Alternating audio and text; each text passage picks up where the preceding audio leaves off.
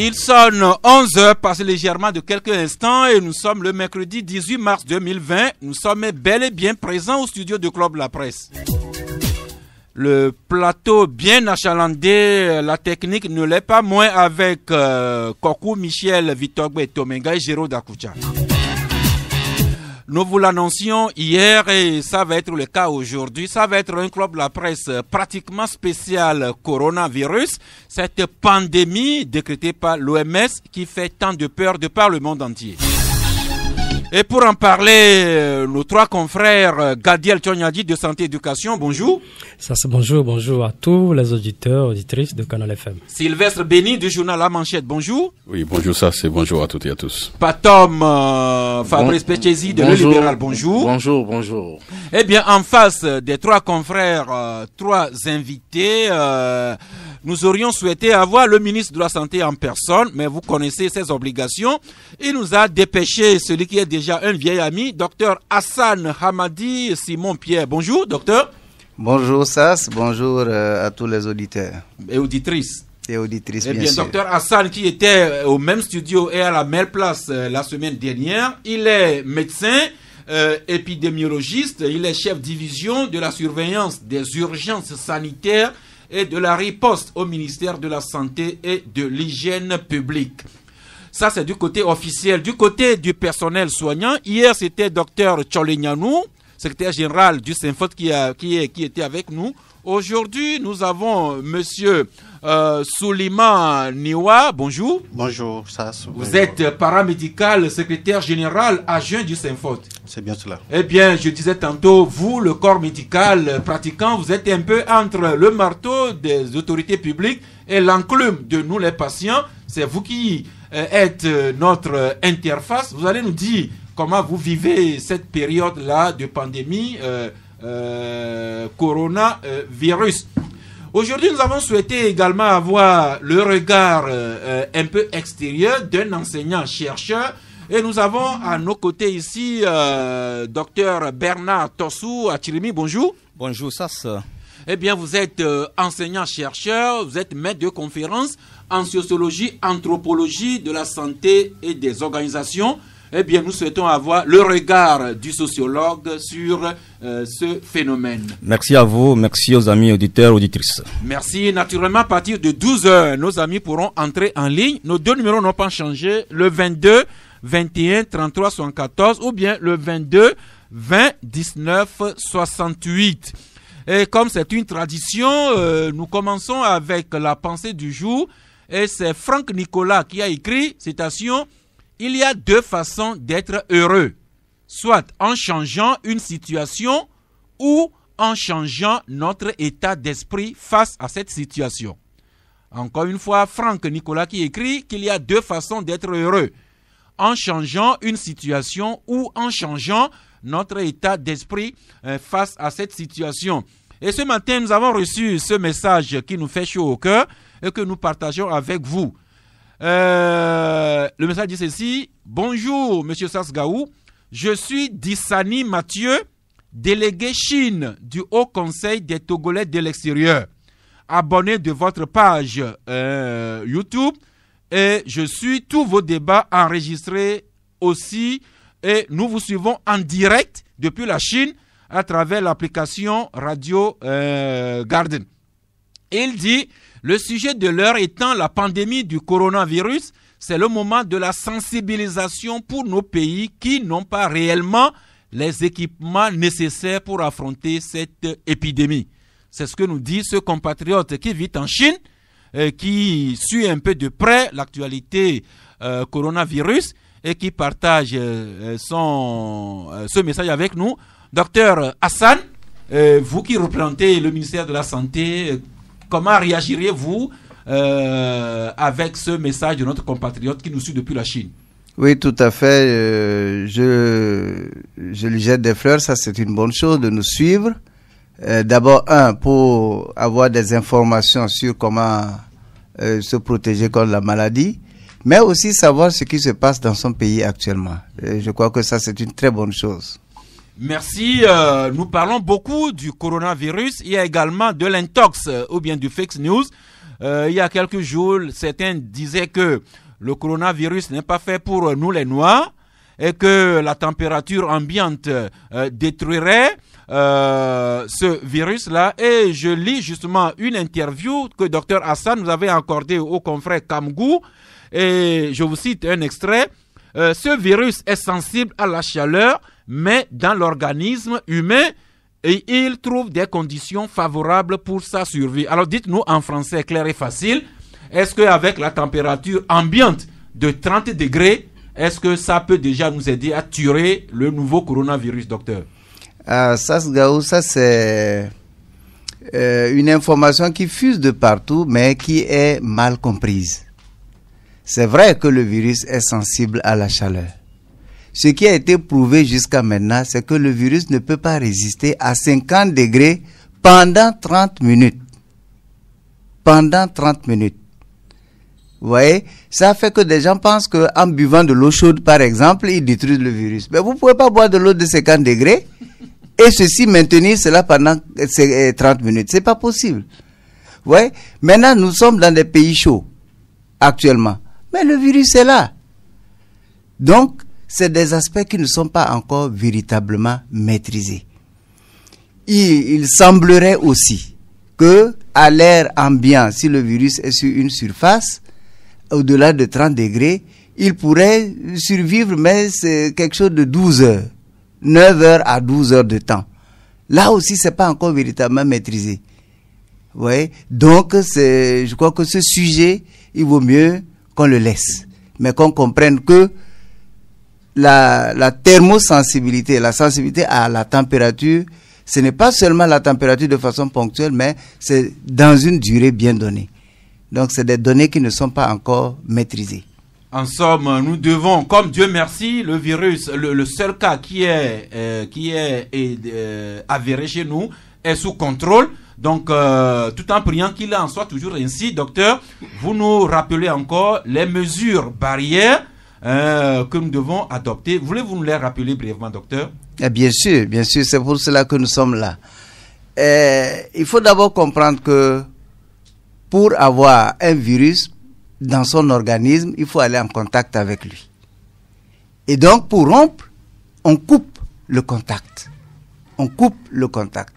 Alors, il a été démontré aujourd'hui que le virus se transmet par les gouttelettes de fluide produites par la bouche ou le nez. Donc, les sécrétions nasales, les sécrétions oropharyngées. Alors, ces sécrétions sont projetées lors de la toux essentiellement ou des éternuements. En ce moment, le virus va être véhiculé par les gouttelettes qui sont émises. Alors, il se fait que ces gouttelettes-là ne vont pas à plus d'1 mètre. Et donc, la première disposition, c'est d'être à distance, donc à au moins 1 mètre de quelqu'un de suspect. Quelqu'un qui tousse, quelqu'un qui éternue, il projette donc ces sécrétions. Si vous êtes à 1 mètre, donc vous êtes hors de son périmètre d'infection si vous voulez. Donc c'est la première disposition. Maintenant, on va aller plus loin en demandant au malade ou au sujet suspect de porter une bavette. Vous voyez? Ce que nous appelons communément masque. Oui, si vous voulez, masque de maison, d'accord, ou masque chirurgical tout simplement. Donc, s'il protège, ça veut dire que ça réduit encore la possibilité d'émettre les gouttelettes. Vous voyez? On peut aller encore plus loin. Tout simplement parce que, en toussant ou en éternuant, on va contaminer des surfaces. Et la première surface, c'est le réflexe que nous avons de prendre notre main pour aller nous protéger la bouche et le nez lors de la toux ou des éternuements. Alors que c'est le point de contact le plus fréquent avec les autres. Donc, première disposition, après contamination des surfaces, c'est de se laver les mains avec l'eau et le savon. Ou à défaut, d'utiliser des gels hydroalcooliques. Et maintenant, malgré tout cela, n'étant pas sûr que tout le monde va pratiquer ça sérieusement, on va ajouter une autre mesure, c'est celle-là d'éviter ce contact, se serrer la main, faire des accolades, etc. Ouais. Maintenant, pour le personnel médical qui donne des soins aux malades, aux cas, qui prend en charge les cas, d'autres dispositions vont être prises, c'est-à-dire le port des équipements de protection individuelle. Ouais. Donc c'est comme ça que c'est gradé cet ensemble de mesures barrières qu'on met en place pour pouvoir se prévenir de cette maladie. Merci. Revue de presse avec le confrère La Dépêche qui parle lui aussi du coronavirus et dit que nous sommes en guerre contre un ennemi invisible qui a vaincu même les grands de ce monde, Chine, Italie, France, Allemagne, etc. Autre journal, c'est Golf Info. Golf Info qui écrit à la page 8, Golf Info qui nous produit une interview de Vera Songwe, qui est secrétaire exécutive de la Commission économique des Nations Unies pour l'Afrique et qui dit 70% de nos pays africains ne sont pas prêts pour affronter la pandémie du coronavirus. Autre journal, c'est Santé Éducation. Gadiel, vous aussi, vous nous parlez de ce virus-là et vous publiez une interview de Dr Pierre Mpele, qui est spécialiste de santé publique, d'épidémiologie et maladies tropicales sur la pandémie du coronavirus, qui dit, citation, « En Afrique, le Covid-19 peut se prévenir et c'est à notre portée, à savoir se nourrir de l'expérience chinoise et adapter notre riposte en tirant profit de nos valeurs et de notre culture. » C'est ce que nous dit Dr Mpele. Tout à fait. Vous savez, cette phrase, elle dit beaucoup de choses par rapport à la lutte contre le coronavirus. Et aujourd'hui, il y a des choses qui ont été déjà dites autour de cette table. En Afrique, nous devons faire la lutte par rapport à nos réalités, par rapport à nos cultures. Et il faut adapter à cela une communication accessible.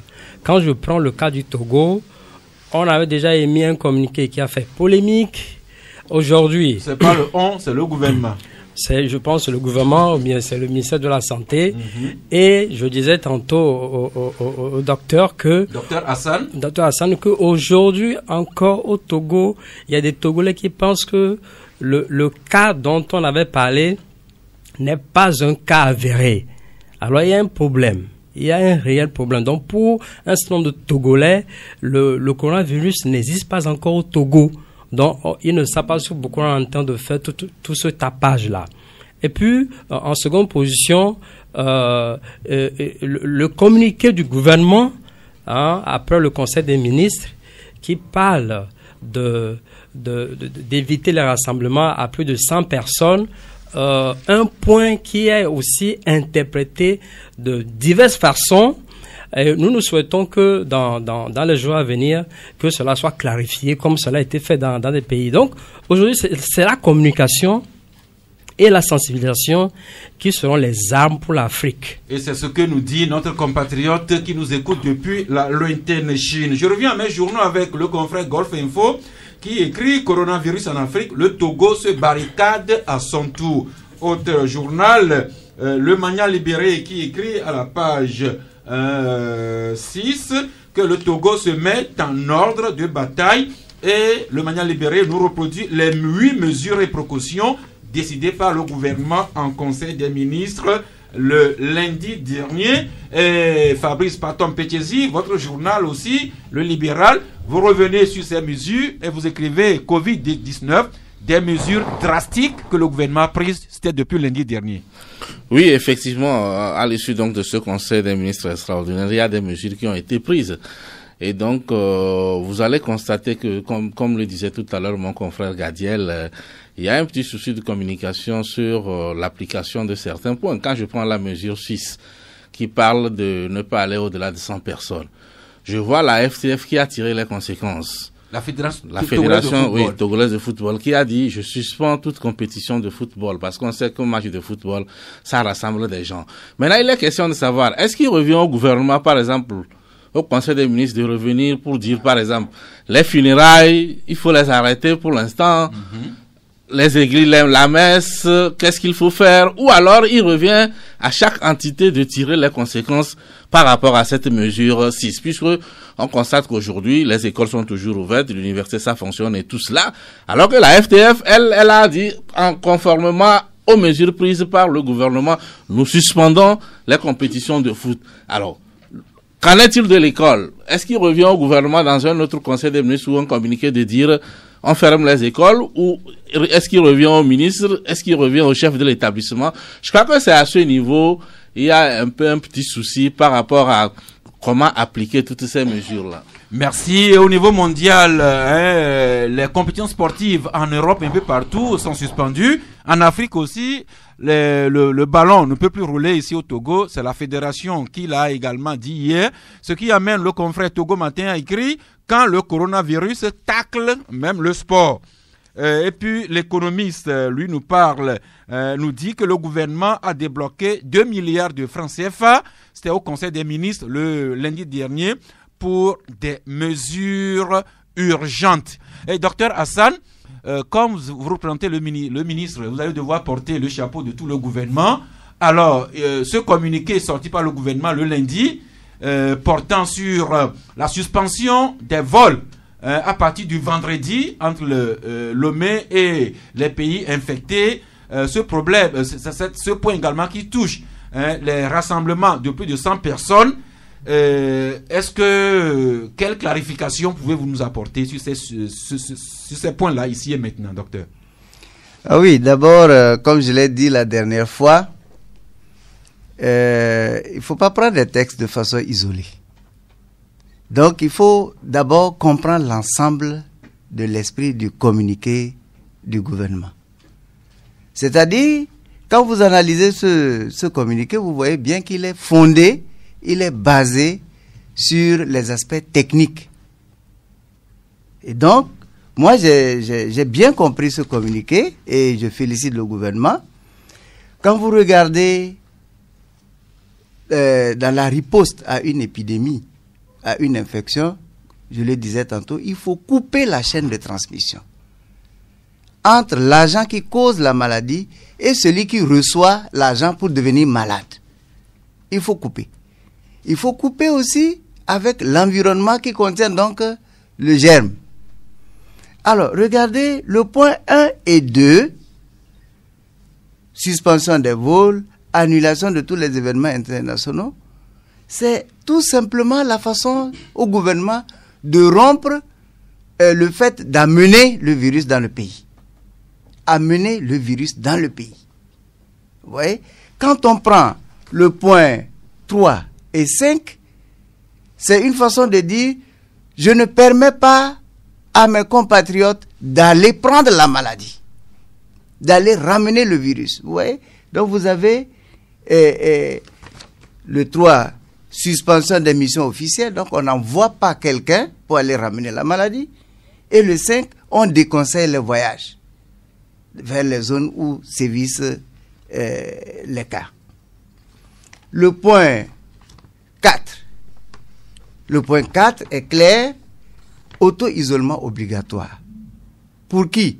Pour toute personne arrivant au Togo et ayant séjourné dans un pays à risque. C'est vrai qu'on a dit les vols sont suspendus, mais les gens peuvent entrer de quelque part. Les dispositions sont prises, mais il se pourrait que pour une raison ou pour une autre, quelqu'un vienne d'un pays. Dès qu'il arrive, qu'est-ce qu'on fait? On l'auto-isole de façon systématique pour éviter justement qu'il transmette le virus à quelqu'un dans le pays. Ouais. Quand on prend le point 6, le point 6, c'est dans l'hypothèse, puisqu'on ne sait pas, nous sommes en train de lutter contre le phénomène, mais il se pourrait, je ne crois pas vraiment, mais il se pourrait, il ne faut pas écarter cette possibilité qu'il y ait quelqu'un d'infecté dans le pays. S'il y a quelqu'un d'infecté dans le pays, on prend rapidement des dispositions pour éviter, pour limiter la propagation. C'est pourquoi on dirait alors de ne pas se regrouper. On déconseille les regroupements de personnes. Et le point 7 et 8... Justement, docteur, c'est à ce niveau-là. Oui, je finis le point 7 et 8 et je reviens à ce niveau. Le point 7 et 8, ce sont les actions. C'est-à-dire que le pays n'est pas là, les bras croisés. On renforce la surveillance, on mène toutes les activités de contrôle sanitaire, et puis l'État appuie. En un premier temps, l'État réagit en appuyant financièrement ces activités urgentes. Vous voyez? Maintenant, en ce qui concerne l'applicabilité, le gouvernement, en donnant le communiqué, sait très bien ce qui pourrait arriver et a donné un délai de préparation. Et aujourd'hui, il me semble bien que dans tous les départements ministériels, dans tous les secteurs, des réflexions sont véritablement en cours. Et donc, pendant ce délai, beaucoup de choses vont être considérées. Vous voyez? Donc, dans des pays, ils ont commencé par fixer des regroupements de 5000 personnes. En l'espace d'une semaine, ils sont revenus pour fixer à 2000. Ensuite, jusqu'à même descendre jusqu'à 50. Ça existe. Le Rwanda, par exemple. Vous voyez? C'est pour dire que les décisions vont s'adapter au fur et à mesure du risque. Merci. Sylvestre Béni? Oui, merci beaucoup. Pardon, je remercie le docteur. Je crois que c'est une émission spéciale et je veux bien qu'au sortir de cette émission, que nous puissions quand même éclairer ou élucider du moins les Togolais qui nous écoutent. Docteur, je voulais revenir sur le point 6. Aujourd'hui, nous sommes devant une pandémie et je crois qu'il ne faudrait pas quand même qu'on se perde dans les jeux de mots. Utilisons le sujet verbe complément. Ici, on nous dit il ne faut pas un regroupement de plus de 100 personnes. Alors que nous savons très bien que dans nos écoles, dans nos amphithéâtres, aujourd'hui, même si nous prenons peut-être un lycée, je dis lycée d'Aïdegouin par exemple, vous pouvez trouver une classe où les élèves sont à plus de 100 personnes. Alors, est-ce que le gouvernement ne peut pas dire clairement, face donc, du moins à la propagation de la pandémie, du moins ce que nous voyons, parce que je vais revenir tout à l'heure sur une question, je dis, je ferme les écoles pour 2 semaines, comme peut-être le Ghana ou d'autres pays l'ont fait, en fonction donc du risque. Je vais même profiter pour poser deux questions rapidement. Plutôt, on va laisser le temps de répondre à cela et puis nous y reviendrons. Non, c'est subsidiaire à cela. Okay, peut-être qu'il peut répondre en balayant tout cela. Et le 6 mars, le gouvernement nous a dit qu'il y a un cas et que la dame, l'état de santé de la dame est stable, ce n'est pas inquiétant. Alors que nous savons qu'un patient à un temps T, son état peut être stable, mais à un temps T+1, ça peut devenir inquiétant. Aujourd'hui, au jour d'aujourd'hui, dites-nous quel est l'état réel de cette dame-là. Elle est où? Est-ce qu'elle a été guérie de la maladie? Est-ce qu'elle a été libérée? On nous a dit également dans ce communiqué du 6 que tous les contacts de la dame ont été mis en quarantaine. Est-ce que ces personnes-là, parmi tous ces contacts-là, est-ce que, je crois que c'est 2 semaines, c'est 2 semaines, est-ce que parmi toutes ces personnes-là, d'autres personnes n'ont pas peut-être développé la maladie? Puisque elles étaient au contact de cette dame-là. Sinon, est-ce qu'elles ont été libérées? Au jour d'aujourd'hui, à l'heure où nous parlons sur Canal FM, quelle est la situation de la pandémie ou du coronavirus au Togo? Merci. Docteur Hassan? Merci bien. Alors, pour cette dernière question, la dame va bien. La dame va très bien. Et comme je l'avais dit la dernière fois, quand on hospitalise un malade, les premiers indicateurs de la bonne évolution sous traitement, c'est d'abord l'amendement des plaintes. Elle est entrée avec fièvre, douleur articulaire, musculaire, d'accord, tout, c'est amendé. Mais ça ne veut pas dire que c'est fini. Nous suivons maintenant l'évolution biologique, c'est-à-dire, est-ce qu'il y a encore le virus dans le sang? Et donc, on fait des prélèvements réguliers. Donc, le dernier prélèvement faisait état de l'absence de charge virale. Donc, on va faire un contrôle et, selon les normes de l'OMS, 2 contrôles faits en l'espace de 24 heures, si ça montre toujours que c'est 0 charge virale, on va la libérer. Elle va rentrer. L'aspect des contacts qu'elle a eu, ces contacts sont suivis matin et soir. Prise de température systématique, recherche des signes évocateurs de la maladie de façon systématique. Et tous se portent bien. Et tenez-vous bien, au cas où il y a un des contacts qui présente des signes, il est considéré comme suspect et automatiquement un prélèvement est fait pour l'INH. En 2-3 heures, nous avons le résultat. C'est pour dire que le dispositif fonctionne très bien autour de cette dame. Merci. L'autre aspect de sa question, est-ce que le gouvernement n'aurait pas pu annoncer clairement la fermeture immédiate des écoles et autres lieux de culte pendant un laps de temps? Tout à fait. Je crois que ceux qui ont écrit ce communiqué, c'est des gens bien réfléchis. Et c'est pourquoi ils ont donné un temps, pour que chaque département essaie de réfléchir. Vous savez, il y a plusieurs critères qu'il faut prendre en compte. 1. L'évolution de la maladie, l'évolution de l'épidémie. Parce qu'à chaque fois, il faut faire l'évaluation des risques. Il faut faire l'évaluation des risques. Ensuite, ils ont tenu compte de la nécessité de protéger la population, mais aussi des intérêts des concitoyens. Vous voyez? Maintenant, en comparant avec le Ghana et le Burkina Faso, nous ne sommes pas à la même situation. Le Ghana aujourd'hui a 6 cas, le Burkina Faso a 15 cas.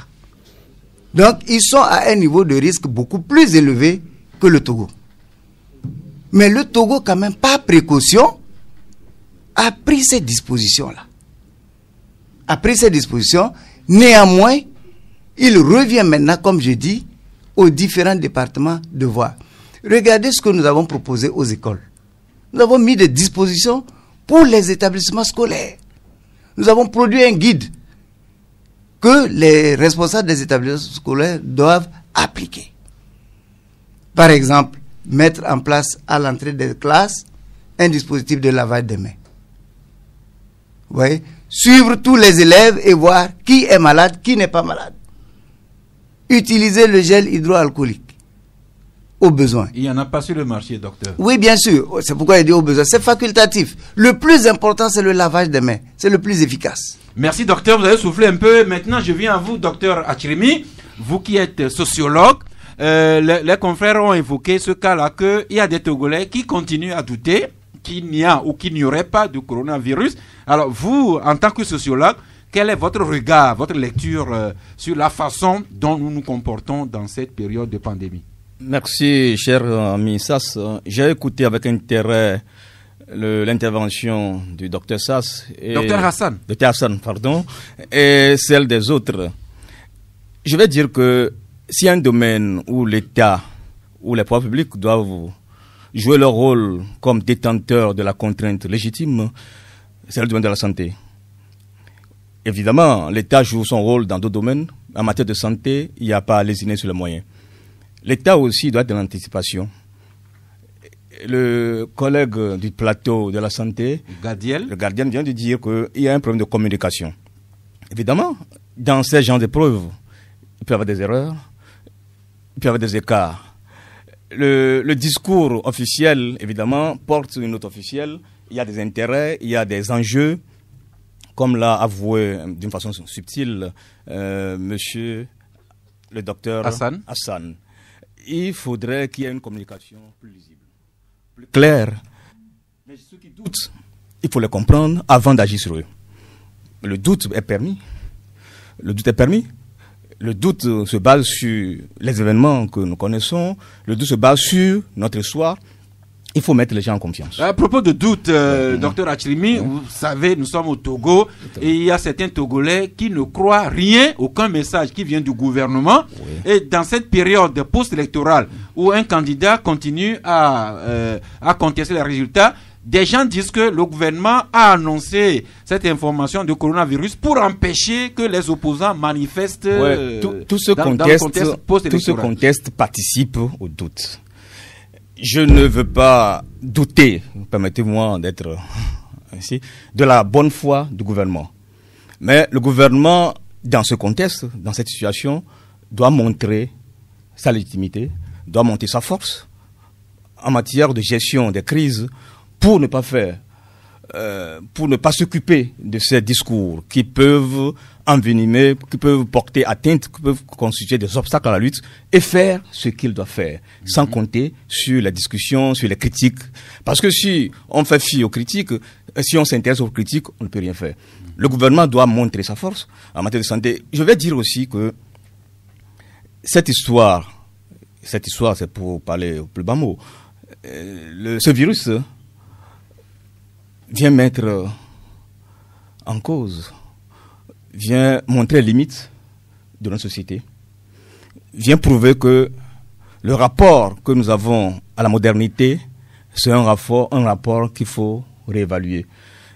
Si les gens ne croient pas, puisque les valeurs sont perdues, les gens n'ont plus le sens des valeurs, n'ont plus droit de citer, il faut interroger nos valeurs et ne pas mettre l'accent sur ce rapport qui fait de la science, de la modernité, la toute-puissance.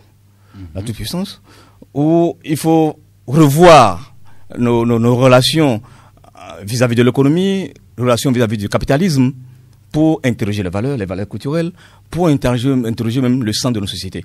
Je parle tout à l'heure, en écoutant, évidemment, j'ai suivi le docteur, qui a décliné toutes les préoccupations, tous les engagements, toutes les actions que l'État mène pour lutter contre cette pandémie. C'est très bien. La question du confinement m'interroge. Le discours aurait été plus clair, plus lisible. Maintenant, si on demande à ce qu'on évite les rassemblements de plus de 100 personnes, mais on ne rend pas la tâche facile plutôt aux institutions qui se déclinent au plus bas niveau. Les présidents d'université, les directeurs d'école. Vous voulez que l'État veuille que ces entités décident d'elles-mêmes? Si c'est cela, il y aura des problèmes. Il faut que l'État, c'est mon avis, il faut que le gouvernement décide, aille plus loin. Merci. Alors, docteur Hassan, sur ce point-là, parce que ça intéresse beaucoup de personnes, est-ce que l'État laisse la latitude aux institutions publiques et privées de décider de l'arrêt de leur activité, ou bien le gouvernement devrait remonter au créneau pour dire je décide qu'on arrête à partir de tel jour? Docteur Hassan. Oui, mon frère Sass, il me semble que nous devons comprendre que finalement gouverner c'est prévoir.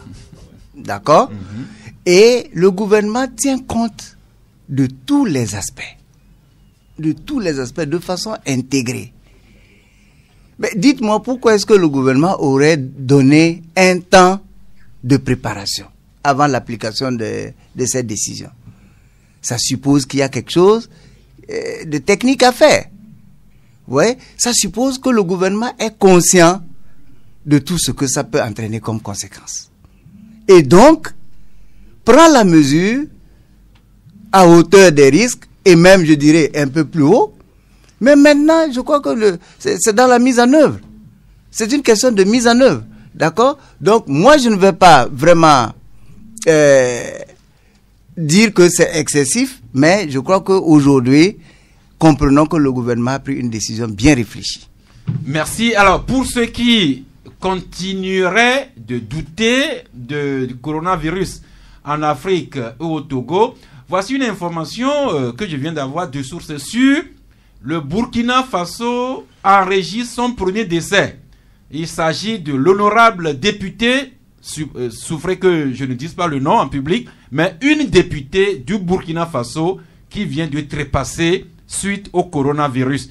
Donc, les douteurs, libre à vous, mais sachez quand même ce nouveau développement. Maintenant, monsieur Souleymane Niwa, vous qui êtes paramédical, vous qui êtes du Saint-Faute, c'est vous qui êtes dans les hôpitaux pour ce qui est du cas actuellement au CHU Campus, et malheureusement si la situation devrait empirer. Alors quel est votre état d'âme pendant que nous parlons de ce débat?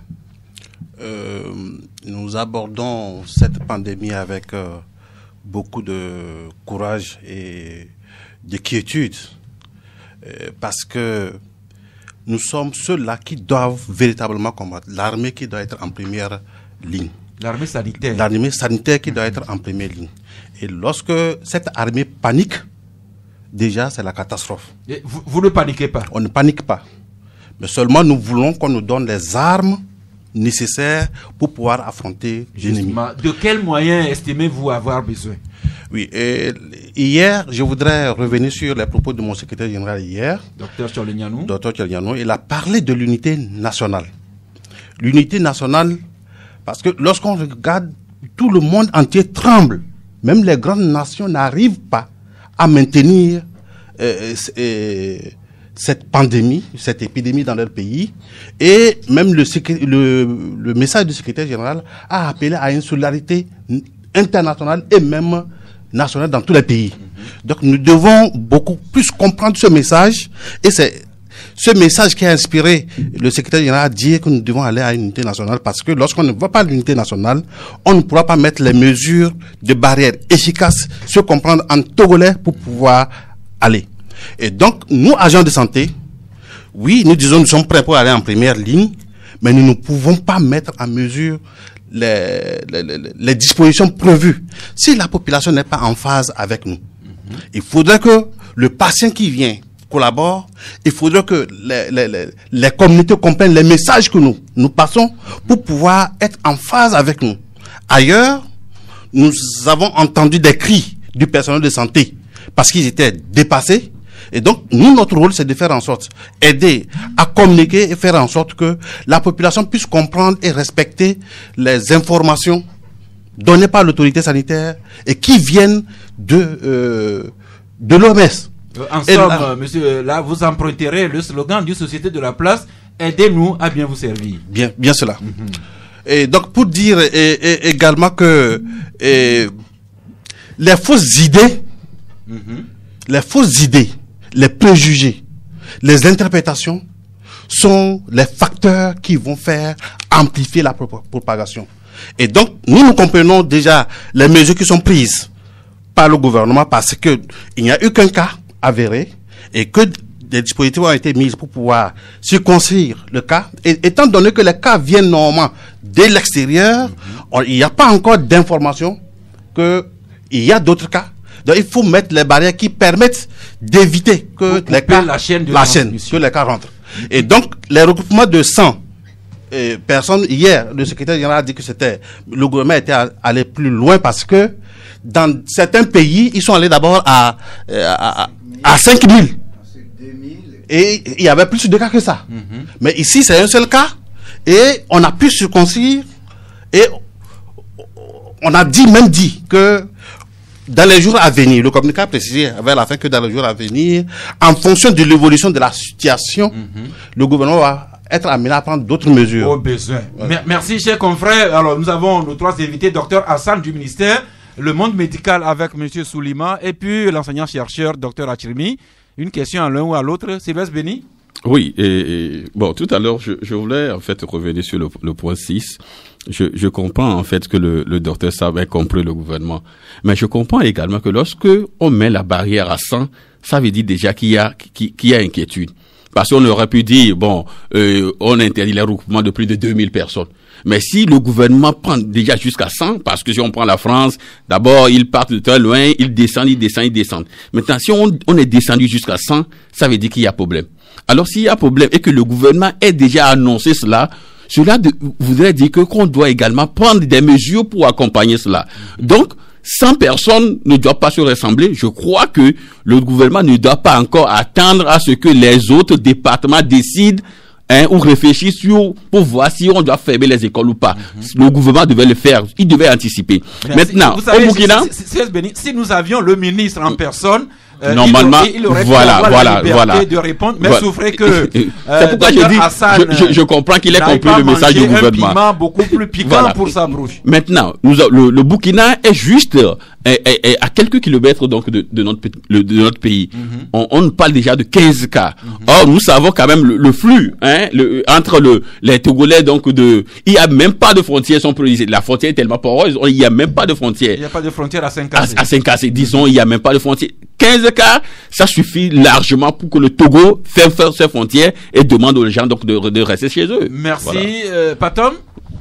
vous manifestez un intérêt? Oui, c'est vrai que ma préoccupation a été plus ou moins prise par Sylvestre. Ça concernait toujours ce point 6. Bon, je crois que le médecin... Maintenant, vous pouvez aller au suivant? Oui, le médecin ici présent, il a parlé des aspects liés à la santé technique et autres. Mais je continue toujours par dire que sur ce point 6, peut-être par rapport aux dispositions que les gens devraient prendre, on devait les prendre en amont, et c'est les conclusions au niveau du gouvernement qui devaient l'amener à prendre la décision selon laquelle il ne faudrait pas qu'il y ait des regroupements de plus de 100. C'est pour cela, au départ, je me suis dit, bon, alors est-ce qu'il revient à chacun de s'organiser? Parce que quand vous prenez un peu la sortie des évêques, la conférence des évêques sur le coronavirus, eux, ils disent quoi? Ils disent il y a des rites à l'église, on ne se salit plus. Et que pour la communion également, on ne met plus dans la bouche, on prend ça dans la main. Alors, jusqu'alors, la question de plus de 100 demeure. C'est pour cela qu'il faudrait... Autrement dit, concrètement, il revient au gouvernement. Est-ce que nos amis iront à la grande mosquée? Justement. Est-ce que le monde chrétien ira dans les temples et églises le dimanche? C'est pour cela, moi, je dis, dans cette situation, l'État doit rester ferme. Il revient à l'État de dire c'est interdit. Parce que si on laisse les gens à leur niveau de prendre des dispositions comme ils veulent, voilà. Il y en a qui disent non, bon, vous pouvez être tous, même 1000 dans une église, mais ne vous saluez pas. À quelle distance? On ne sait pas. Voilà des éléments. La FTF a pris une décision pour dire nous suspendons. On m'informe qu'au niveau de l'école de police, les stages sont suspendus. Bon, est-ce que ça va se faire un peu comme ça, chacun dans son coin? Moi, je crois que l'État doit être ferme pour dire, à partir d'aujourd'hui, pas plus de 100 personnes, et nous donnons l'exemple en fermant tout ce qui ressort de nous. Et là, c'est clair pour tout le monde. Merci, docteur. Je pense que vous allez transmettre ce message-là à votre ministre, qui va relayer plus haut. Non, tout à fait. C'est ce que j'ai dit. Le gouvernement est ferme. Il dit pas de regroupement de plus de 100 personnes. D'accord? Mais je dis encore que il faut tenir compte d'un certain nombre de critères. Vous voyez? Donc, ils ont donné une marge. La FTF a pris sa décision en fonction de cela. L'école de Et police, si on appelle l'école de police, ça veut dire que des gens appliquent cela. Merci. Mais ça dépendra maintenant de quel est... Il faut protéger aussi les intérêts des concitoyens au fur et à mesure. Merci. Et pour revenir sur le cas du Burkina, les 15 cas sont des cas importés. Venus d'ailleurs. Venus d'ailleurs. Ça veut dire que jusqu'à maintenant, le Burkina n'est pas encore dans une situation véritable de circulation du virus à l'intérieur. Donc, on prend cet aspect aussi dans l'évaluation du risque. Vous voyez? Donc, mais les dispositifs sont bien mis en place au niveau, par exemple, de Saint-Cancé. À la frontière, on a toute une équipe qui est là pour travailler. Et hier seulement, on a déployé encore du personnel supplémentaire pour aller aux frontières. Merci, avec du matériel informatique. Le temps de rassemblement est important parce que nous apprenons qu'il y a des funérailles qui se préparent pour ce week-end-ci. Il y a même des établissements scolaires qui se préparent à des semaines culturelles la semaine prochaine. C'est pourquoi les amis insistent sur ce point.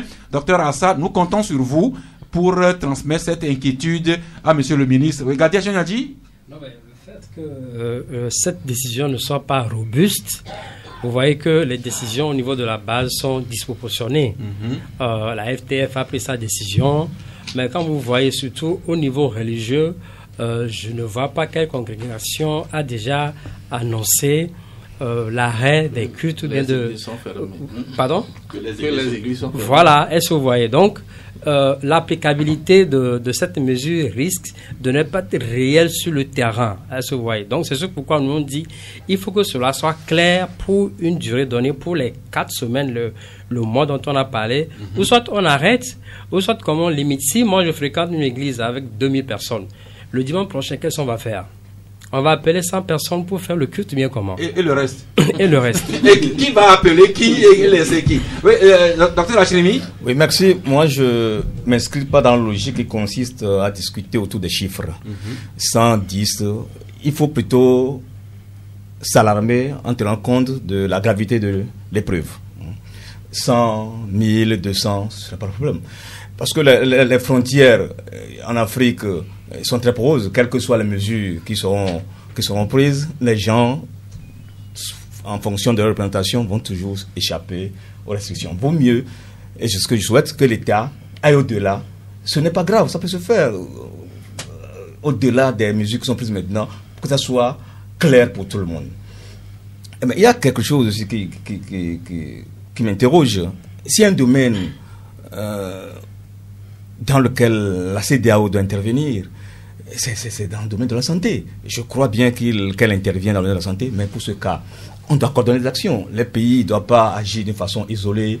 Il faut qu'il y ait des réunions à haut niveau pour décider. Alors, justement, à ce niveau, docteur Hassan, est-ce que c'est le Togo qui joue en solo, mais comme le cas est autour de nous, est-ce que le Togo est en partenariat avec nos voisins immédiats, voire au niveau de la CEDEAO? Non, le Togo ne joue pas en solo. Le Togo est quand même... dans la CEDEAO, il y a l'OAS, l'Organisation Ouest-Africaine de la Santé, qui donne des orientations. Mais nous avons aussi l'Organisation Mondiale de la Santé, qui est le lead en matière de gestion des épidémies, qui donne aussi des orientations. Et donc, tout se fait de façon sous-régionale et régionale. Merci. Oui. Alors, je viens à vous, monsieur Soleiman, au nom du personnel soignant.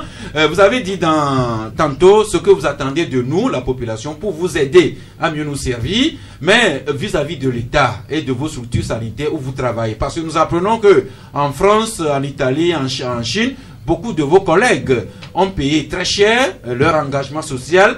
Alors, est-ce que vous estimez que l'État togolais vous offre aujourd'hui les conditions optimales pour le cas où nous aurions d'autres cas avérés? Oui, ça, merci de voir rappelé le cas d'Italie. L'Italie a comptabilisé, je pense depuis hier, 1700 personnels de santé contaminés, qui faisaient 8% de tous les cas infectés. Et donc, c'est réellement une préoccupation lorsque nous savons déjà que nous fonctionnons en effectif réduit. Ici au Togo. Nous fonctionnons en effectif réduit, et si nous n'aidons pas le gouvernement à faire passer le message vrai et amener la population à être en phase avec nous, nous compliquons beaucoup plus notre situation.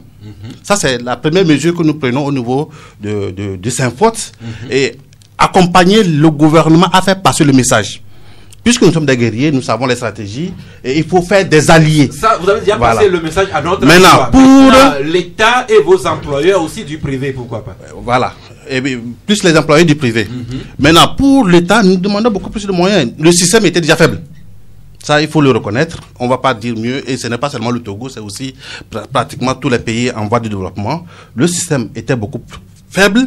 Et c'est pour ça que nous demandons à ce qu'on aille à l'unité nationale pour que les ressources, qu'on n'ait pas de polémique à décaisser les ressources qu'il faut pour pouvoir renforcer les plateaux techniques, l'équipement, doter des équipements de protection individuelle aux agents de santé, surtout ceux qui sont au front, et des cache-nez pour tous ceux-là qui sont en contact des malades.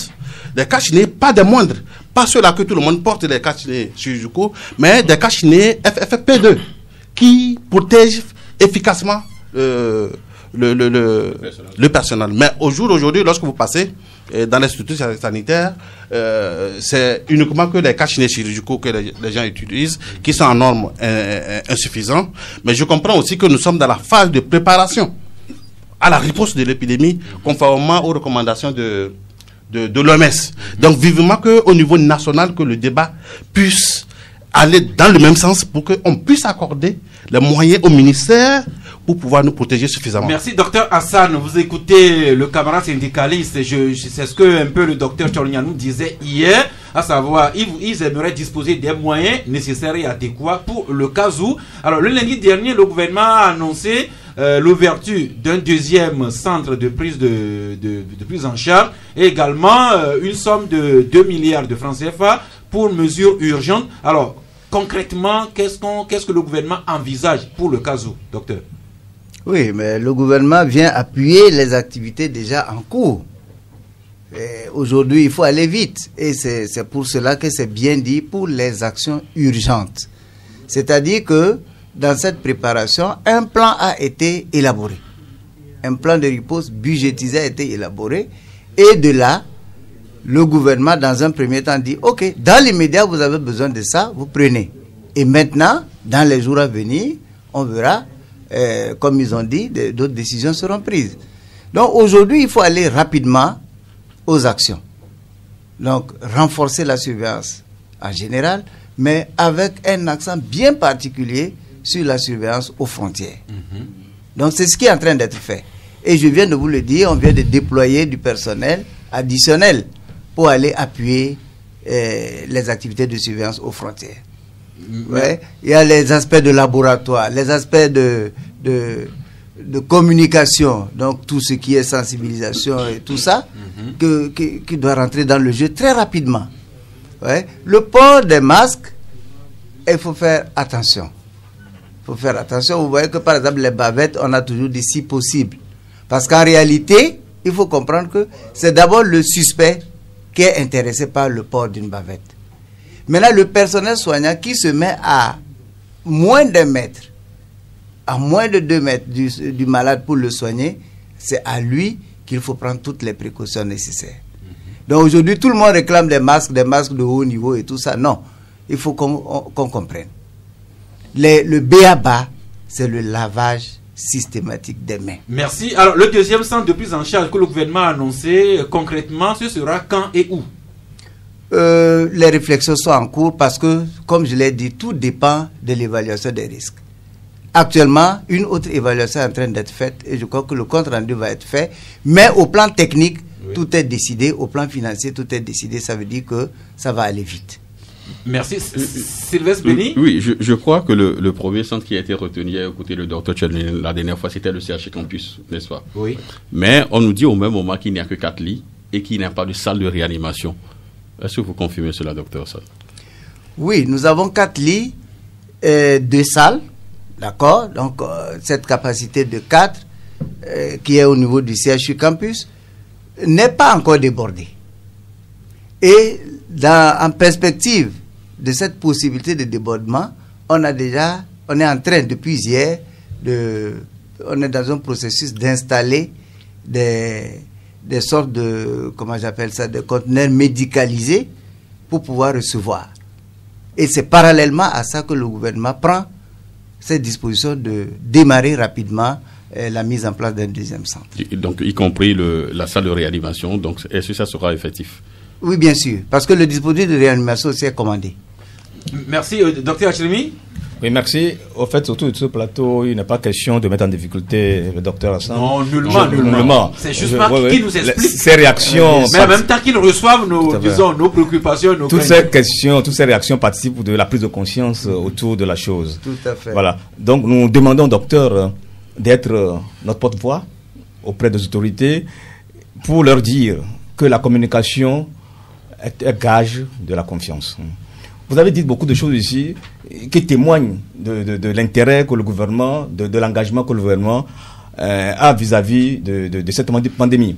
Mais je vous avoue que la population n'est pas au courant de tout cela. Il faut communiquer tous les jours, sur les plateaux, le ministre de la Santé.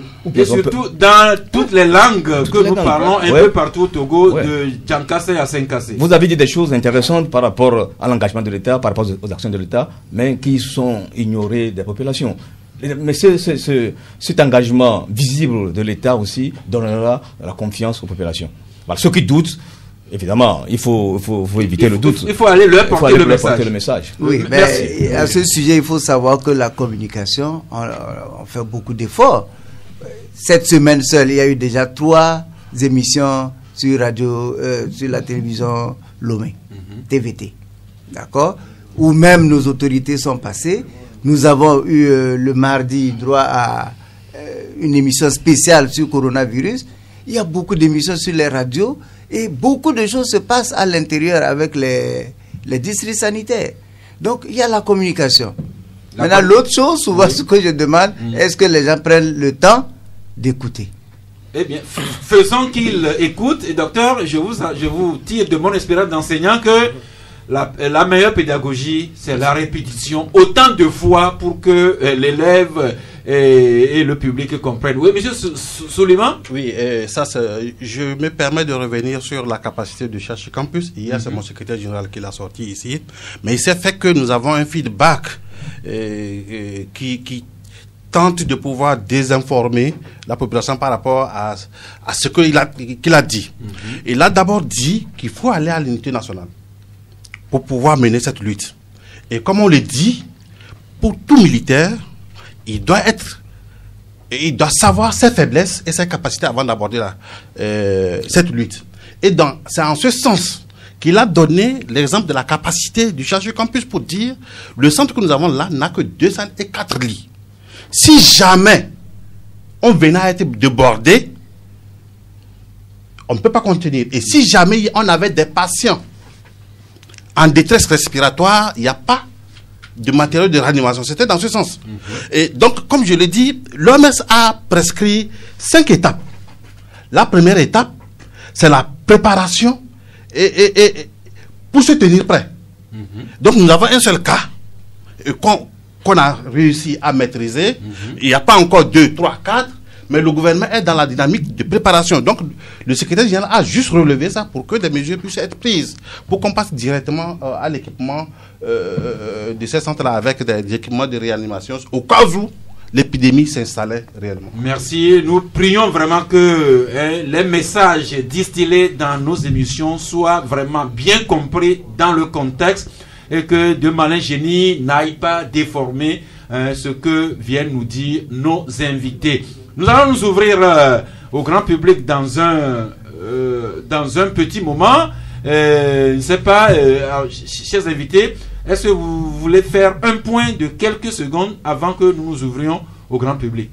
Monsieur, Dr Hassan? Oui, non, dire vraiment que, tel que mon confrère le dit, l'unité nationale, mais moi je dirais la discipline.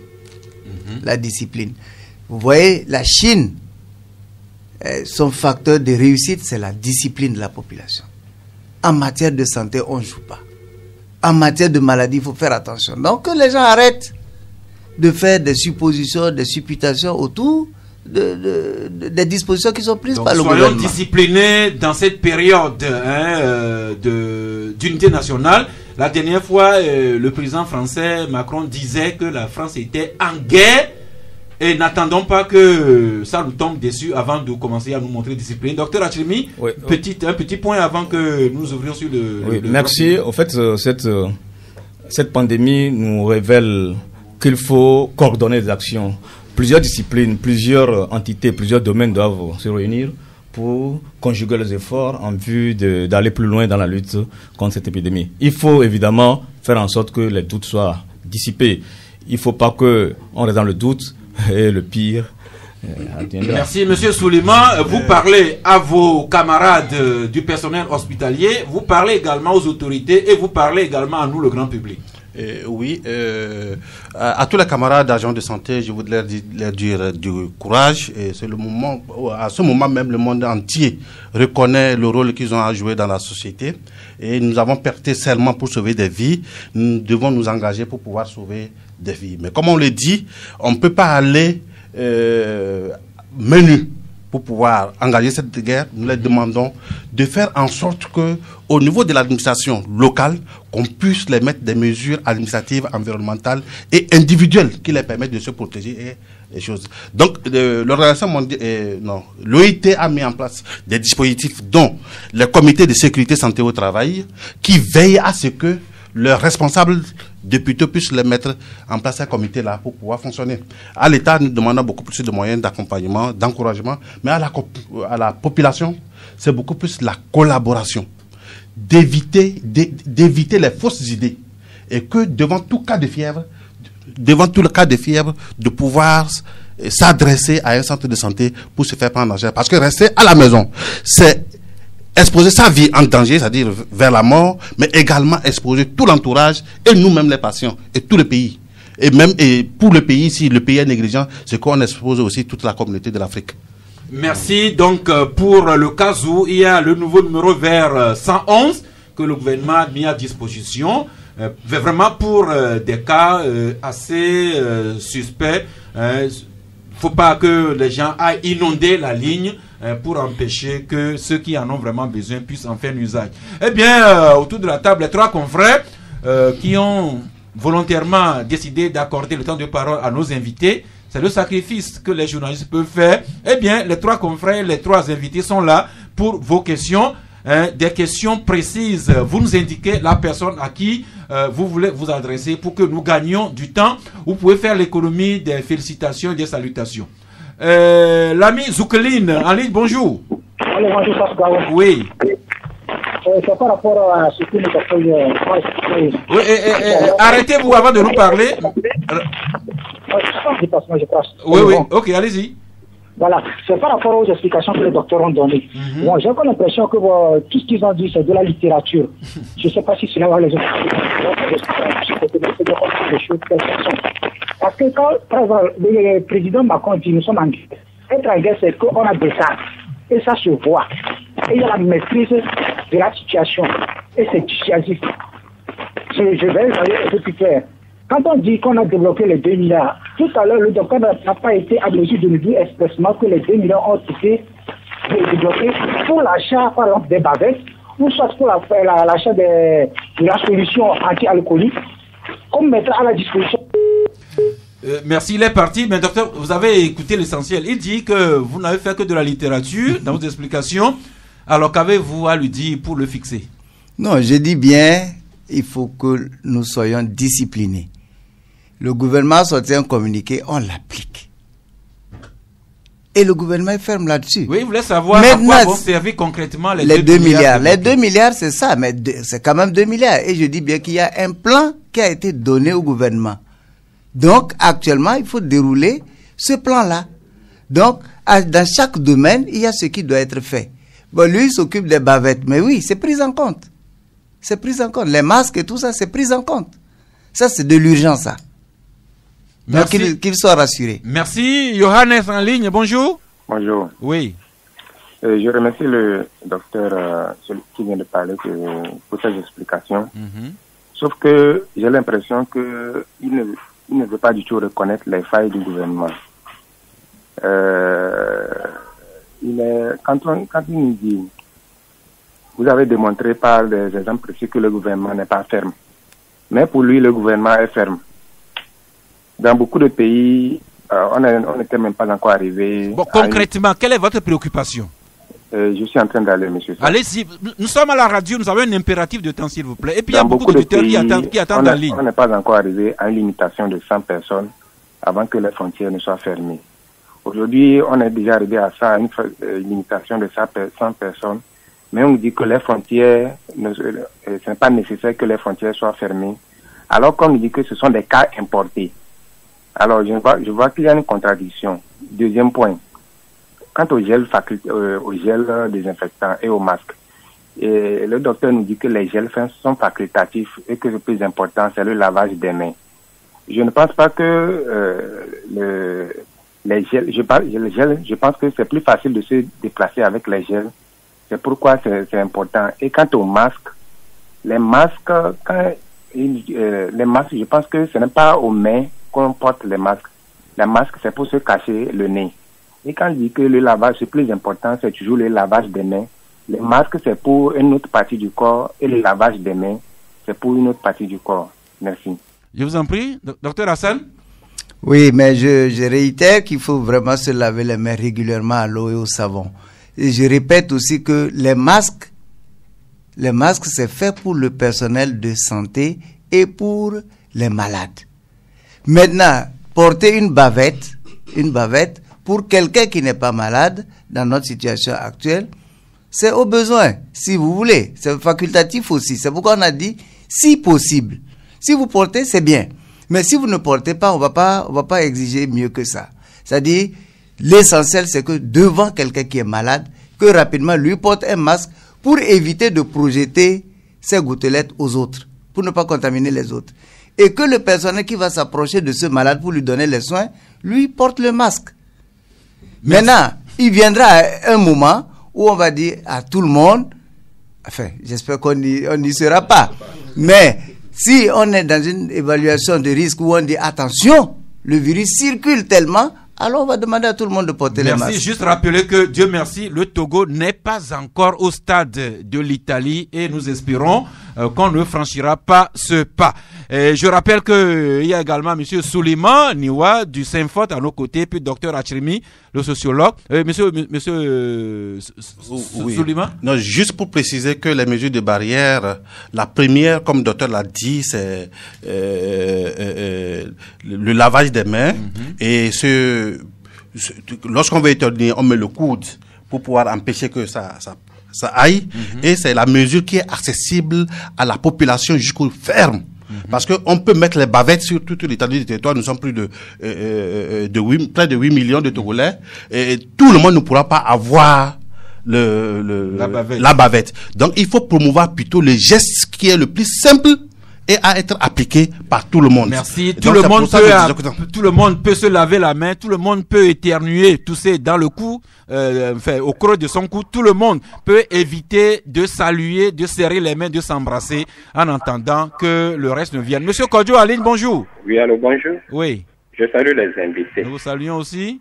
Pour le représentant du gouvernement, sur le point 6, je ne suis pas du tout satisfait. Les journalistes l'ont dit. C'est le procès qu'on vous fait, que les auditeurs vous font chaque fois que quand vous invitez les gens qui devraient nous éclairer, ils passent à côté. Bon, pour le représentant du Saint-Fort, et je lui dirais que si Dieu nous aide à sortir de cette situation, qu'ils organisent de grandes manifestations pour qu'on dise à nos gouvernants d'équiper nos centres médicaux. Trop, c'est trop. Merci beaucoup. Docteur Hassan, les gens trouvent que sur le point 6, nous vous avons bombardé à loisir et les auditeurs reviennent là-dessus. Sur le point 6, notamment les scènes de marché, les funérailles, les églises, les mosquées, tout ça là. Ben, c'est ce que j'ai dit. Le gouvernement a décidé, il faut mettre en œuvre. C'est tout. Merci à monsieur Suleiman du Saint-Fort. Oui, nous avons déjà fait. Et nous estimons que pas seulement le gouvernement, mais l'opinion nationale ne nous a pas suffisamment compris. Mais nous sommes à l'heure où l'opinion nationale va nous comprendre et va essayer aussi de nous aider dans le plaidoyer. Merci. Comme l'envie d'avait dit, bonjour. Bonjour. Oui. Et je voudrais m'adresser au docteur. Oui, il vous écoute. Oui, il venait de dire tout de suite que la communication se fait dans les radios. Or, cette communication se fait uniquement dans certaines radios, alors qu'il y a plus de stations radio à Lomé. Et encore, la communication se fait en français. Alors que dans le pays, on a plusieurs langues. Oui. Pourquoi ne pas faire dans toutes les langues? Merci. Secondo, oui. Il a dit aussi, quelqu'un l'a posé la question, parmi vous, bien, je pense que c'est vous le journaliste, en disant qu'il y a 4 lits au CHU, au campus plutôt. Il prévoit encore certains endroits pour accueillir les malades futurs. Merci. Il disait que non, que le cas n'est pas encore alarmant. Il faut que le campus soit débordé avant de courir de gauche à droite pour avoir des lits. Merci, comme l'avait dit, docteur Hassan. Merci bien. Comme j'ai dit, les dispositions sont prises. Nous avons donc les 4 lits qui sont encore là. Nous n'avons qu'un seul malade. Nous avons une petite marge. Mais actuellement, on est en train de déployer des modules médicalisés pour pouvoir suppléer et répondre à une éventuelle extension. Merci. Alors pour la communication, Fabrice Sylvestre Gadiel, c'est vrai qu'il revient au gouvernement d'organiser la communication, mais nous les médias également, nous sommes interpellés. Nous, Canal FM, de notre propre chef, nous avons institué cette série d'émissions. Je vois également beaucoup de parutions dans vos colonnes. Vous n'avez pas attendu que le gouvernement vous l'ordonne avant. Fabrice, ou bien... oui, Fabrice? Oui, je crois que chacun de son côté essaie de faire ce qu'il peut, comme vous le dites. Mais il faut également prendre en compte l'aspect langue locale. Je crois que sur cet aspect, l'auditeur a raison. Il faudra aussi que dans les émissions en langue locale, ceux qui sont très à l'aise, comme le docteur Hassan le fait en français. S'il y a des gens très à l'aise dans les langues locales aussi, il faut beaucoup voir ce côté. Et je sais que vous pensez à vos parents de Yadébaou. Eh bien, l'information leur sera servie en bon cas bien. Oui, docteur Hassan. Le ministère de la Communication aussi est actuellement à l'œuvre. Et je crois qu'ils ont préparé des modules, des spots en 24 langues, je crois. Oui. Ce matin, j'en ai écouté en Ewe et en Kabie. Et j'espère que toutes les langues seront couvertes. Abonné en ligne, bonjour. Oui, bonjour le plateau. Oui. J'ai deux questions. La première, il faut faire savoir au docteur que nous devons quitter le plateau des communiqués et nous voulons rentrer dans la pratique pour voir si un cas arrive avec un autre cas avéré, on peut valablement me sauver et le sauver lui aussi. Donc, sur ce, je pose deux questions. Sur l'élément 4, on nous parle de l'auto-isolement obligatoire à quelqu'un qui a eu un cas de cette manière. Comment un patient peut s'auto-isoler obligatoirement? Il n'a qu'à m'expliquer. Et l'article a précisé le non-respect vaut à des sanctions. Quelles sont ces sanctions-là? Merci. Deuxième question, je termine. Lorsqu'on nous parle du Burkina, du Ghana et du Bénin, vous savez, nos petites sœurs, on l'appelle les professionnels de sexe, je les vois autour chaque temps à Palm Beach ici, et au niveau des limousines et à Goué. Elles travaillent souvent avec les étrangers. Qu'est-ce que l'État a prévu pour ces cas? Parce que quand elles finissent, elles doivent prendre des médias pour rentrer. Elles doivent rentrer dans un supermarché pour payer, dans un marché pour payer. Ça peut être source de contamination. Merci. Je vous en prie, seulement vous nous dites parce que vous-même vous allez chercher dans ces endroits-là. Docteur Hassan.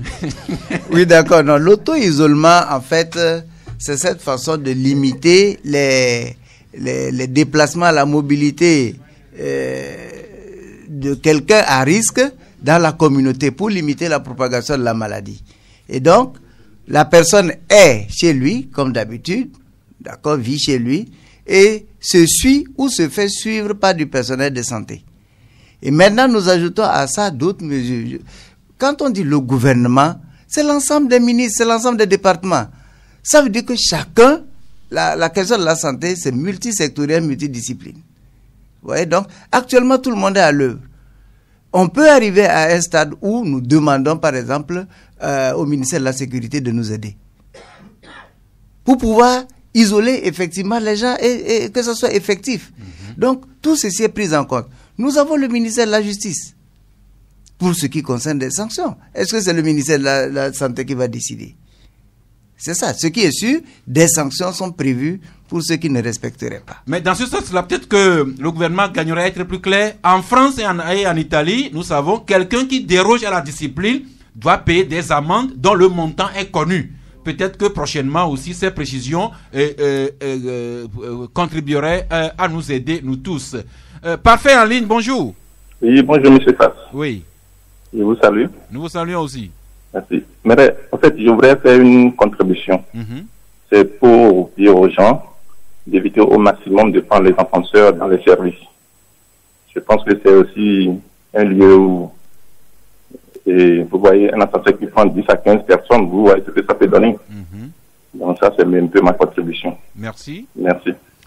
Merci. Puisque dans l'ascenseur, on est très proche, alors que en gravissant les escaliers, Gadiel sera content qu'on ferait un peu de sport bien malgré nous. Nous prenons encore deux auditeurs et puis nous faisons le point entre nous ici. Le prochain déjà. Encore deux auditeurs et puis nous faisons le point. Ouais, Michel, vous le passez directement? Oui, bonjour l'ami. Ah, oui, bonjour. Oui, bonjour, c'est Georgette. Georgette, enfin une femme au moins. Ah bah oui, hein, il fallait bien que ça tombe sur moi. Hein. Oui, allez-y. Alors, je voudrais m'adresser au docteur. Je voudrais passer par son intermédiaire, lui comme intermédiaire, appeler le gouvernement à plus de responsabilité. Oui, appeler le gouvernement à plus de responsabilité. Oui, parce que moi, je vais vous dire que l'autoconfinement, ça ne marche pas. Parce que les gens arrivent et ne le pratiquent pas, ils déambulent dans la ville et va savoir qui a ce virus et qui ne l'a pas. Donc là, ils doivent être beaucoup plus fermes et je ne sais pas qui t'a donné une amende ou quoi que ce soit, ils n'ont qu'à le faire. Alors, ma deuxième question, c'est le cas de l'aéroport. Ma question elle est très banale, mais pourquoi le gouvernement a délimité, ou je sais pas, a donné une date butoir avant de fermer l'aéroport au vol en provenance des pays à risque? Ça, je n'ai pas compris et je ne comprends pas ça jusqu'à présent. Alors, je ne vais pas tergiverser sur le nombre de limitations à 100 ou je ne sais pas quoi, le problème ne se pose pas. Mais moi, je voudrais que nos gouvernements prennent leurs responsabilités et nous disent, parce que là tout le monde spécule, l'école est fermée, tel est fermé, et qu'on soit fixé une bonne fois pour toutes. Merci. Merci Georgette. Docteur, la dame nous appelle au gouvernement à plus de responsabilités et dit partager que l'auto-isolement ne marche pas. Enfin, bon, c'est peut-être son constat à elle. Sinon, nous faisons participer aujourd'hui la communauté pour nous aider à surveiller ceux qui sont mis en auto-isolement. Je ne sais pas si elle connaît déjà quelqu'un qui a été mis en auto-isolement. Ouais. Donc ça dépendra d'elle. Mais en ce qui concerne le délai, tous les pays qui ont pris des décisions fermes de la même façon que notre gouvernement ont toujours donné un délai, que ce soit en France, que ce soit en Italie, que ce soit au Burkina, au Ghana, ils ont toujours fixé un petit délai. Donc le Togo ne fait pas l'exception. Merci. Nous recevons Gérard et puis nous revenons aussi faire le point. Gérard, bonjour. Allô, l'ami Gérard. Chad, il est parti. Docteur, j'espère que le petit groupé dont vous faites loger ne vous dissuadera pas de revenir ici à chaque fois que nous vous solliciterons. Bien sûr. Vous êtes la grande vedette de l'émission, bien malgré vous. Il n'y a absolument aucun problème, c'est une bonne chose.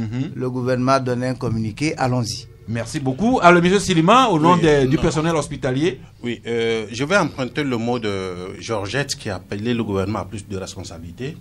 Moi, je vais dire plutôt que j'appelle tout individu, toute institution, toute organisation qui vit sur le territoire national a plus de responsabilités.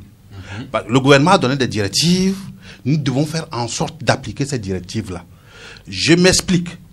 Lorsque vous êtes dans un service, vous pensez que vous êtes nombreux, c'est simple de mettre un dispositif de lavage des mains pour permettre à tous vos employés de pouvoir laver les mains régulièrement. Il faut mettre les dispositifs qui permettent à tout le monde de pouvoir pratiquer le bon geste. Ce faisant, on s'auto-éduque et ça en amène tout le monde à pratiquer le bon geste. Et donc, nous, au niveau syndical, déjà, nous sommes en train de mesurer l'ampleur parce que c'est d'abord l'économie mondiale qui va en pâtir.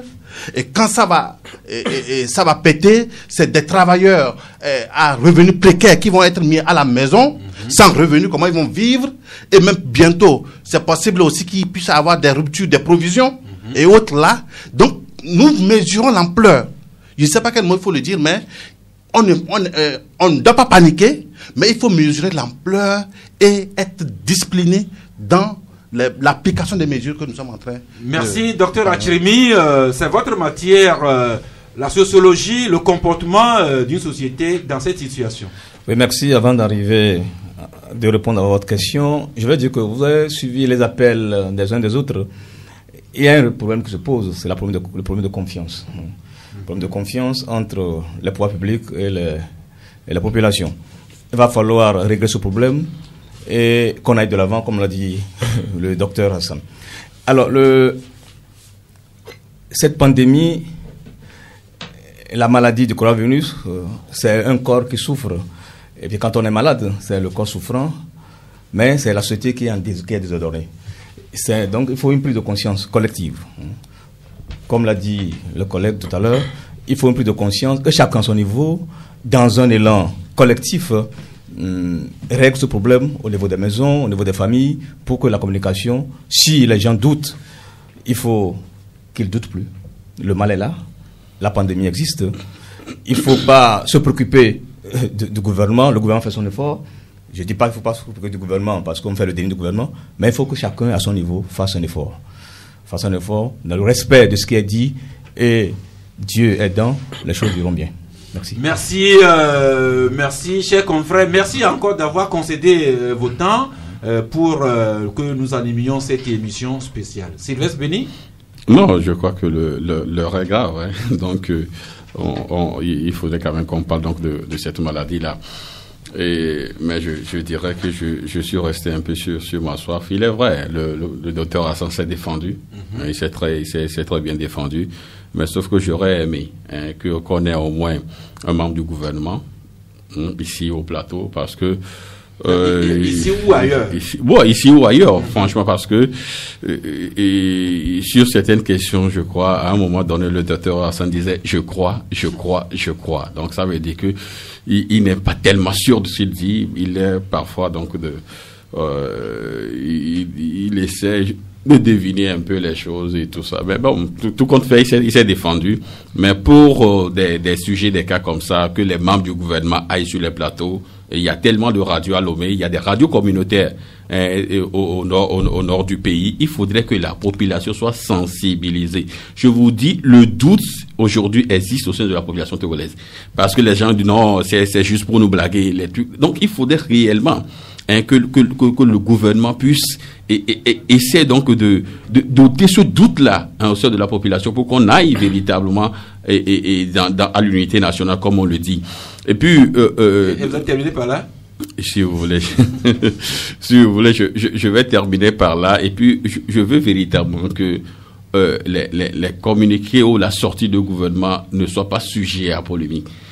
Le communiqué du 6, les gens l'ont tellement interprété parce que on n'a pas besoin de tournure, sujet, verbe, complément, pour que les gens puissent comprendre. Le communiqué du 6, les gens ont tellement mis de temps pour comprendre parce qu'il y avait des tournures, ne sont pas en politique à ce niveau.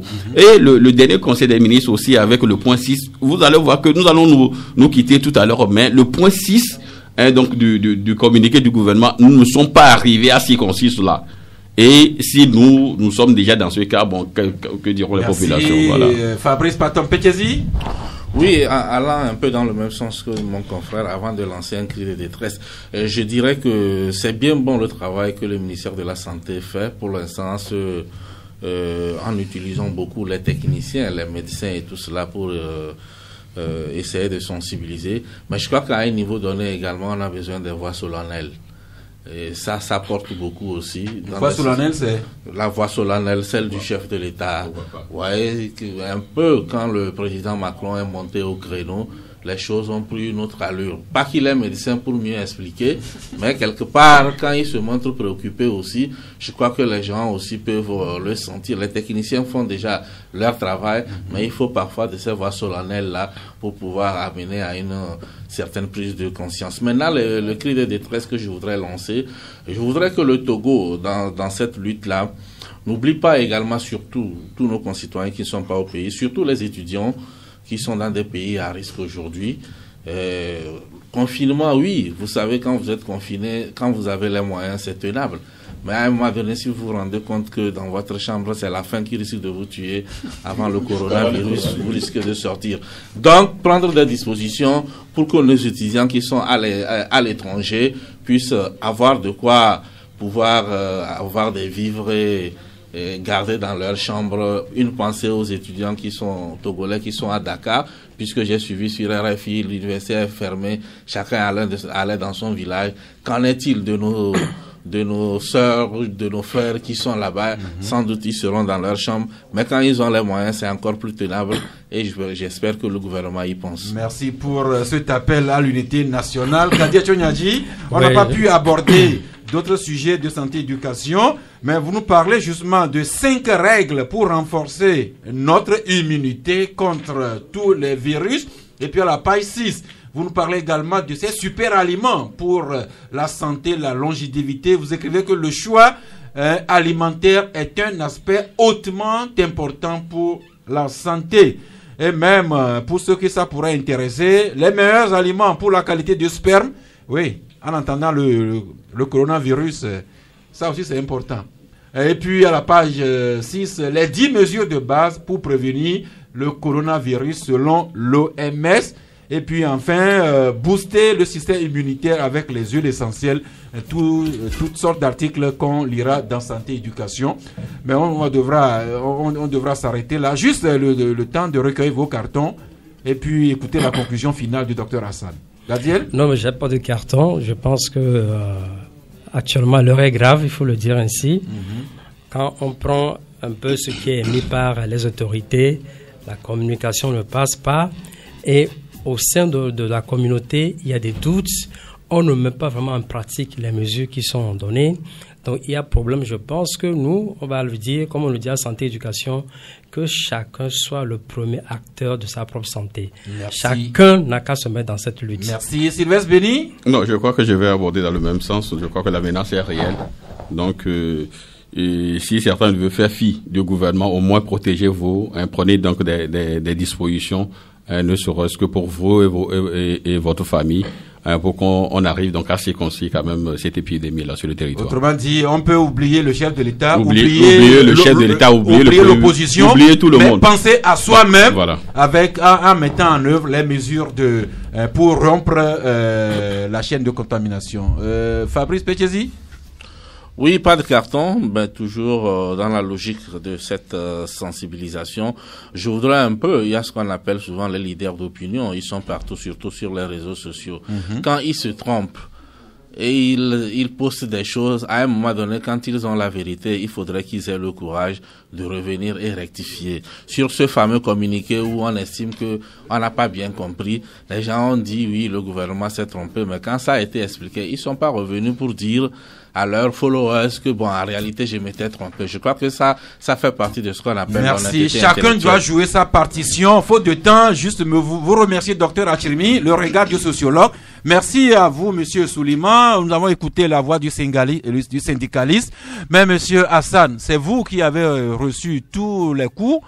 Les gens vous ont pris pour le ministre, voire même le président de la République. J'espère que vous allez transmettre fidèlement à qui de droit votre passage dans cette émission.